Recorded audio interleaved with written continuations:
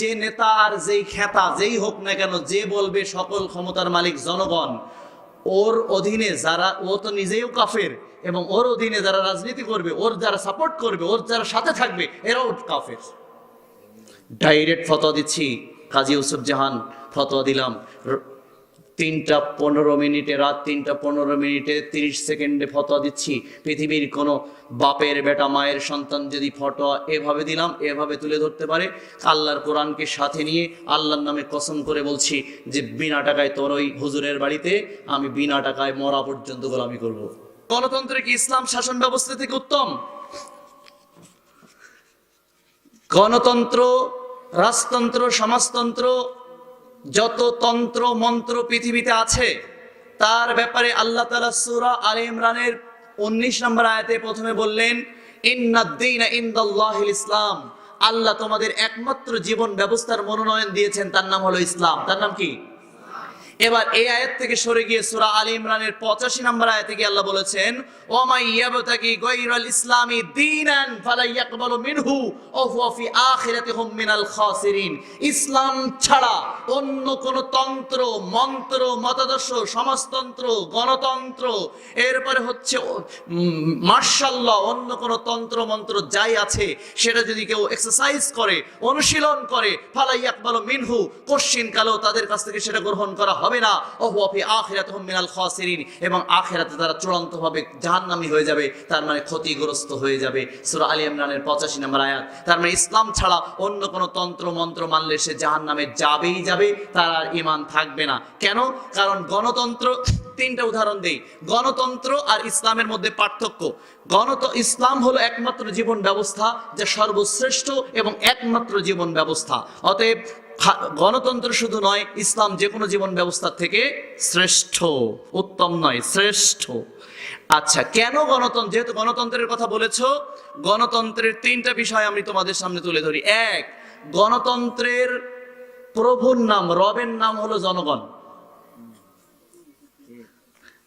যেমন প্রত্যেক গণতান্ত্রিক দেশের সংবিধানে একথা লেখা ফরজ যে all the supreme power of the republic belong to the people, অর্থাৎ প্রজাতন্ত্রের সকল ক্ষমতার মালিক জনগণ।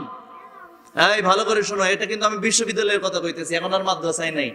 মই বিশ্ববিদ্যালয়ে ইংরেজিতে পড়া মানুষ, কেন? এই জন্য তোমরা এই ফতোয়াগুলো আমার কাছ থেকে খুব ভালো করে পাবা। আমার একটা লেখা বই ডেমোক্রেসি অ্যান্ড ইসলাম, এটা বিশ্ববিদ্যালয়ে পড়ানো হচ্ছে। ডেমোক্রেসি অ্যান্ড ইসলাম, এটা বিশ্ববিদ্যালয়ে পড়ানো হচ্ছে। তো এটা হলো পুরো পৃথিবীতে যত গণতান্ত্রিক দেশ আছে তাদের সংবিধানে এ কথা লেখা ফরজ। বাংলাদেশ গণতান্ত্রিক দেশ না?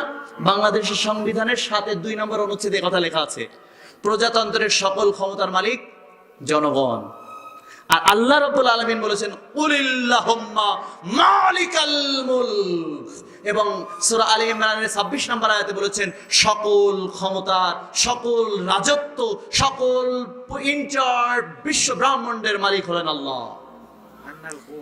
এবং আল্লাহ সুবহানাহু ওয়া তাআলা বলেছেন তাবারাকাল্লাযী বিয়াদিহিল মুলক ওয়া হুয়া আলা কুল্লি শাইইন কাদির, বরকতময় সেই সত্তা যার হাতেই রয়েছে সকল ক্ষমতা। সূরা মুলক 67 নম্বর সূরা, 67 নম্বর সূরার 29 নম্বর পারার 1 নম্বর সাপার 1 নম্বর আয়াত। তাহলে আর গণতান্ত্রিক রাষ্ট্র বলছে, গণতন্ত্র বলছে সকল ক্ষমতার মালিক জনগণ। অতএব যে নেতা আর যেই খেতা যেই হোক না কেন, যে বলবে সকল ক্ষমতার মালিক জনগণ, ওর অধীনে যারা, ও তো নিজেও কাফের, এবং ওর অধীনে যারা রাজনীতি করবে, ওর যারা সাপোর্ট করবে, ওর যারা সাথে থাকবে, এরাও কাফের। ডাইরেক্ট ফতোয়া দিচ্ছি, কাজী ইউসুফ জাহান ফতোয়া দিলাম, 3টা 15 মিনিটে, রাত 3টা 15 মিনিটে 30 সেকেন্ডে ফতোয়া দিচ্ছি। পৃথিবীর কোনো বাপের বেটা মায়ের সন্তান যদি ফতোয়া এভাবে দিলাম এভাবে তুলে ধরতে পারে, আল্লাহর কোরআনকে সাথে নিয়ে আল্লাহর নামে কসম করে বলছি যে বিনা টাকায় তোর ওই হুজুরের বাড়িতে আমি বিনা টাকায় মরা পর্যন্ত গোলামি করব, যদি ফতোয়া চেঞ্জ করতে পারিস। বলেছি যে ব্যক্তি বলে এই নীতিতে বিশ্বাস করে যে গণতন্ত্র মানে গণতান্ত্রিক রাজনীতি করে, ওই নেতাকে তালাক দেওয়া ফরজ, 3 তালাক একসাথে দেওয়া ফরজ। 1 তালাক, 2 তালাক, 3 তালাক। গণতন্ত্র, সমাজতন্ত্র, ইসলাম ছাড়া যত তন্ত্র মন্ত্র আছে সবগুলোকে যারা ত্যাগ করতে না পারে আল্লাহ তাআলা তাদেরকে ইসলাম থেকে বের করে দিয়েছেন, পরিষ্কার কথা। অতএব কোনো অবস্থাতেই এটা চলবে না। আচ্ছা, 2 নম্বর পয়েন্ট, এটা তো ওদের ইসলামের লা ইলাহা ইল্লাল্লাহ, আর ওদের হলো জনগণ সকল ক্ষমতার মালিক। এই জন্য তো আব্রাহাম লিঙ্কন বলেছে, democracy of the people, by the people and for the people, and democracy implies the active concern of the government। এ ধরনের কুফরি কথা হলো গণতন্ত্রের সংজ্ঞা। 2 নম্বর হলো গণতন্ত্রের মিনিমাম 2টা দল থাকতে হবে সর্বনিম্ন, আর উপরে যত হয় তত ভালো হয়। আর আল্লাহ বলেছেন ওয়াতাসিমু বিহাবলিল্লাহি জামিয়াউ ওয়ালা তাফাররাকু, তোমরা দলে দলে বিভক্ত হয়ো না, তোমরা মুসলিমরা সকলে ঐক্যবদ্ধভাবে ইসলামকে, আল্লাহর রজ্জু কোরআন এবং সুন্নাহকে এককভাবে ধারণ করো। ইসলামে দল বেদল করা হারাম, আর গণতন্ত্রে যত দল তত ভালো। অতএব এটা সরাসরি ইসলামের বিপক্ষে। 3 নম্বর হলো প্রত্যেক গণতান্ত্রিক দেশে সংবিধানে লেখা থাকে জনগণের অভিপ্রায়ের ইচ্ছার অনুকূলে এই সংবিধান বা এই আইন রাষ্ট্রের সর্বোচ্চ দলিল। যদি এই সংবিধানের সাথে বা এই আইনের সাথে অন্য যে কোনো আইন যদি অসামঞ্জস্যপূর্ণ হয়, যতখানি অসামঞ্জস্যপূর্ণ হবে ততখানি বাতিল হবে। কি বুঝলেন? এটা বাংলাদেশ সংবিধানেও লেখা আছে, আমেরিকান সংবিধানেও লেখা আছে, ইউনাইটেড নেশনসের তো, ইউনাইটেড কিংডম যেটা, ওদের তো লিখিত সংবিধান নেই, কিন্তু অলিখিত চেতনায় ওদের বলা আছে। লন্ডনের কিন্তু কোনো লিখিত সংবিধান নেই, অলিখিত সংবিধানে বলা আছে যে জনগণের ইচ্ছাই হবে আইন। আর আল্লাহ বলেছেন ইত্তাবিউ মা উনজিলা ইলাইকুম মির রাব্বিকুম ওয়ালা তাত্তাবিউ মিন দুনিহি আউলিয়া কালিলাম মা তাযাক্কারুন, তোমরা অনুসরণ করবে তোমাদের প্রতিপালকের পক্ষ থেকে যা নাজিল করা হয়েছে তা, ওয়ালা তাত্তাবিউ মিন দুনিহি আউলিয়া, এটা বাদ দিয়ে দুনিয়ার অন্য কোনো অভিভাবক, অন্য কোনো জনগণ, ক্ষণগণ, নেতা খেতা এদের অনুসরণ করা যাবে না। অমাল্লাম, এটা হচ্ছে সূরা আরাফ 7 নম্বর সূরা 3 নম্বর আয়াত, সূরা মায়েদার 44 নম্বর আয়াত, অমাল্লাম ইয়াহকুম বিমা আনজালাল্লাহু ফাউলাইকা হুমুল কাফিরুন, আল্লাহর দেওয়া বিধান বাদ দিয়ে মানব রচিত অন্য কোনো চেতনা দিয়ে যদি কেউ বিচার ফয়সালা করে তারা হবে কাফের। তারা হবে কি? কাফের। অতএব গণতান্ত্রিক রাজনীতি যারা করে তারা মুসলমান নয়। যদি আরেকবার বলি কথাটা, তো নেতা খেতা গুলি মারি তোর বেটা।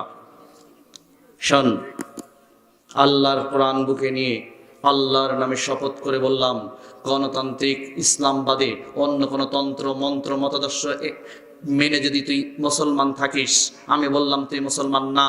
যদি মুসলমান থাকিস, তোর কোনো নেতা, তোর কোনো খেতা, তোর কোনো হুজুর, তোর কোনো শায়েখ, তোর কোনো ওলি, তোর কোনো আউলিয়া, তোর কোনো পীর যদি প্রমাণ করতে পারে ইউসুফ জাহান ভুল হয়েছে, গণতন্ত্র মেনে আমি মুসলমান থাকতে পারি, সমাজতন্ত্র মেনেও আমি মুসলমান থাকতে পারি, গণতান্ত্রিক রাজনীতি করে আমি মুসলমান থাকতে পারি, আল্লাহর কসম আমি কিয়ামত পর্যন্ত, আমি মরা পর্যন্ত, আমার মরাই তো আমার কিয়ামত, আমার মৃত্যু পর্যন্ত তোর ওই নেতা, তোর ওই খেতা, তোর হুজুরের বাড়ি বিনা টাকায়, বাড়ির থেকে টাকা এনে গোলামি করবো ইনশাল্লাহ। আর যদি এ কথা সত্য হয়, আজকেই ত্যাগ করতে হবে ইসলামবাদে যত তন্ত্রমন্ত্র আছে, আজকেই, না হলে তুই মুসলমান না, তুই কাফের। কথা কি বুঝেন নাই? না, কথা কঠিন হয়ে গেল, আমি কঠিন করেই কই, পরিষ্কার বিষয়।